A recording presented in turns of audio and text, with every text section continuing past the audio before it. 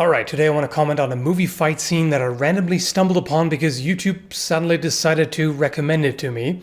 It's a Showdown in Little Tokyo from 1991. The kick his ass samurai scene.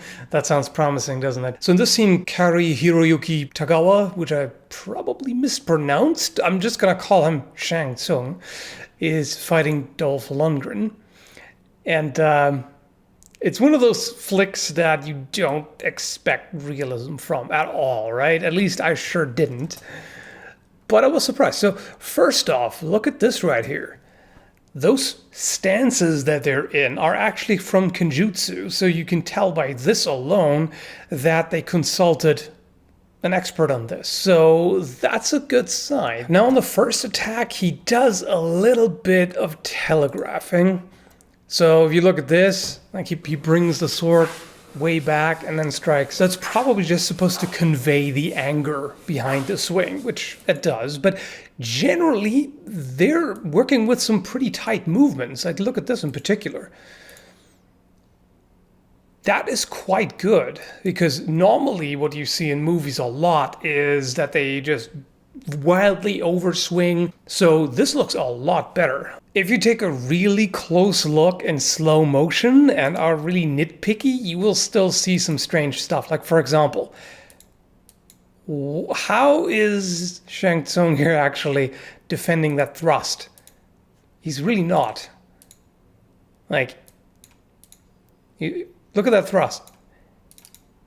At this point, you should have him skewered, and his sword is not actually in the way to intercept that, so he deliberately missed. You do still see some of that, but I think overall, it's a lot better than plenty of stuff I've seen. On this one, Dolph Lundgren's character isn't telegraphing a whole lot. I mean, you have to, in order to cut from above, you have to come to some sort of high guard first, otherwise you can't. So he really wasn't doing an excessive movement there. And this one here is nice. If you look at this thrust, he beats it down like this. That looks quite good, and that is an effective defense. So right here you do have a moment of, let me present my back to you. But it's not as bad because he's moving backwards. So he's getting out of range. So this I don't actually have a problem with. This is a case of spinning out. It's not necessary. He could have just stepped back. But if you're gonna spin, then at least do it while performing some sort of evasive action. So you don't just present your back to the opponent. So I'm actually okay with that. So here, some exchange of cuts and parries. Yeah, you could argue it's a little bit stiff the way they go about it, and one of them is more defensive than he should be, but, you know, let's nitpick. And here, they actually receive a number of cuts, and you could think, wait, how is this not already over? Because if you think of a lot of samurai movies, they end in one cut. You know, just one guy gets slashed across the torso and just immediately dramatically collapses, and that's the end of it, right? That doesn't have to happen at all.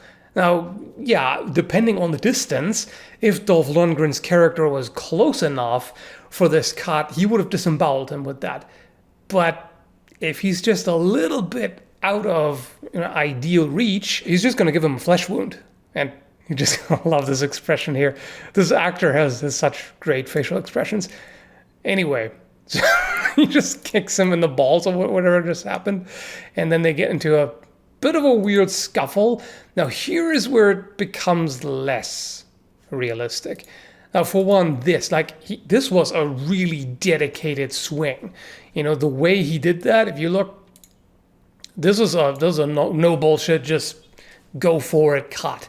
And I don't think there's really any reason why he would have not been at the right distance for this. So this, I do think, should have just lopped off the forearm. A forearm, even a well-muscled one, doesn't have all that much mass to it. So it doesn't take a whole lot for a sharp sword to cut through it.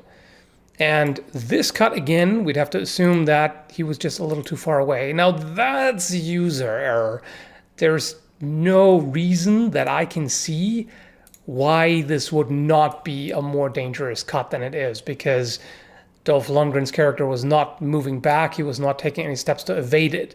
So I think this should be a lot worse, actually, than just a very superficial cut, especially this one here.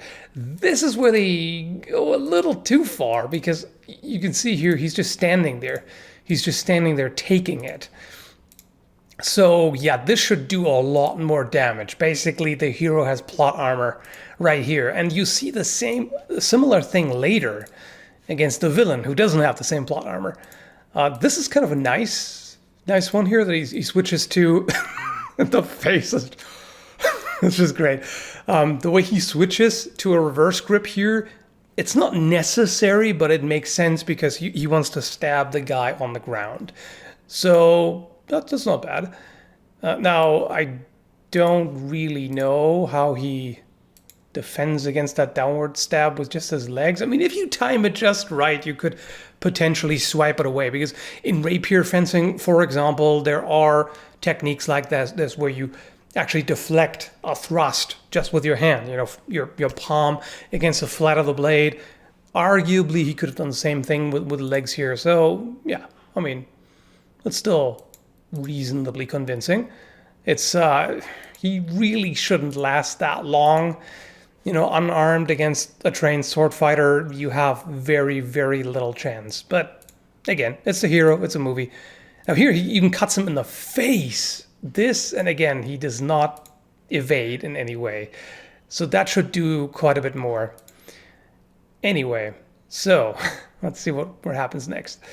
So this is good. I like this. This is the one chance you have unarmed against a sword. You need to intercept it.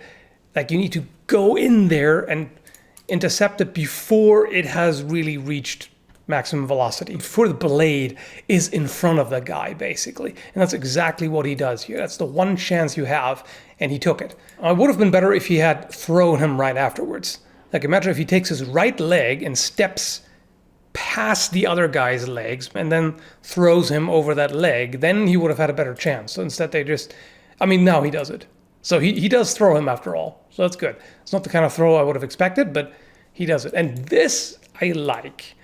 This is actually a pretty good representation of a cut. Because again, this samurai movie trope of you cut someone in the torso and they just immediately just get paralyzed and stand still as if struck by Thor's thunderbolt and just drop. That wouldn't arguably happen in real life. If you think about it, a cut to the torso, in order to be lethal, it would have to cut through the rib cage and damage the heart or a lung, etc. And even then they wouldn't drop just like that. It would take a little bit. Maybe, except if the shock disables them. But either way, it would of course be an incapacitating cut, because if you imagine the entire pec being bisected, yeah, at that point you can't use the arm effectively anymore. Like, you can't do this kind of movement anymore, for example. You probably can't raise the arm properly anymore. At that point, you can't fight anymore. So then he stabs him, and he still doesn't immediately die. So he still struggles, and that, again, not many movies actually show that. They wouldn't just immediately freeze and drop dead. So I like this. Now, this is where it gets crazy. So he lifts him up, he throws the entire dude up in the air like he's the Hulk, and then this thing that the fireworks go off. Now, as a movie thing, this is hilarious. Like, this is clearly where realism doesn't matter. This is great. This is, in fact, one of the best villain demises that I've seen in a movie. This is hilarious. And the look also kind of sums it up, like, well, damn, you know?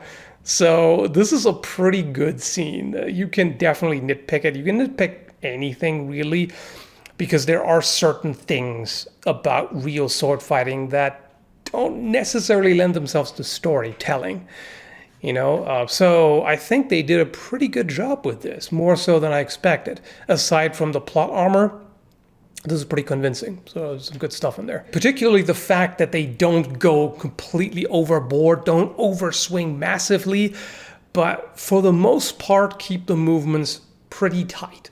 And that's what you want. You don't want to telegraph like crazy. You don't want to waste a bunch of movement, because any sort of wasted movement, overswing, takes you longer to go back to a defensive stance and to be able to respond to what the opponent does. So yeah, pretty good.